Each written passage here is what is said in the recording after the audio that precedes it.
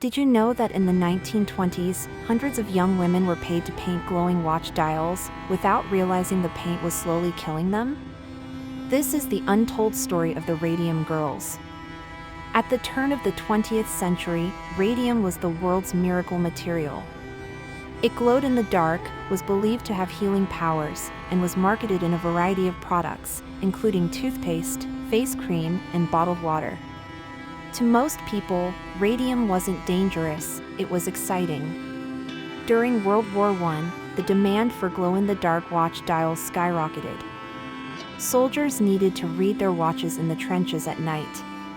Companies hired thousands of young women, many still teenagers, to paint tiny numbers on watch faces using radium paint.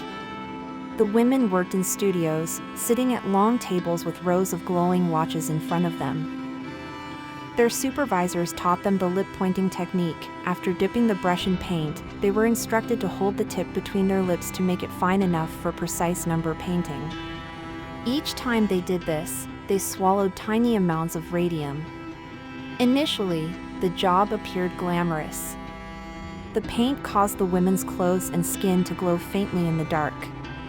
They even painted their nails and teeth for fun before going out at night. However, the glow was an ominous sign they didn't recognize. Soon, strange symptoms appeared. They developed unhealing toothaches, jaw pain, anemia, and bones that seemed to crumble from within. One by one, the women fell ill. Some lost their entire jaws to a horrifying condition later called radium jaw. Others developed rapidly spreading cancerous tumors. At first, doctors were unsure what to make of it. Some companies claimed the women were sick because of poor hygiene, or even accused them of having syphilis to ruin their reputations. But the evidence mounted. Radium, hailed as a miracle, was in fact a deadly poison. A brave group of women decided to fight back. Grace Fryer, one of the painters, filed a lawsuit against the U.S. Radium Corporation in 1927. She and 4 other women, so sick they could barely walk, took the company to court. They became known as the Radium Girls. The odds were stacked against them. The company hired powerful lawyers, dragged out the case, and smeared the women's character. But the Radium Girls refused to give up. Their story captured national attention.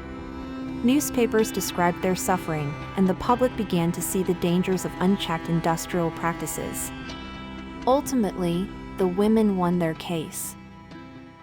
The settlement was small compared to their suffering, but it forced companies to acknowledge the dangers of radium and led to significant reforms in workplace safety. Their courage laid the foundation for modern labor laws and occupational health standards.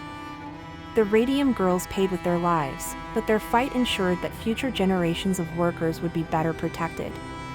The next time you glance at a glowing watch dial, remember this story, a reminder of both the hidden dangers of progress and the bravery of those who dared to speak out.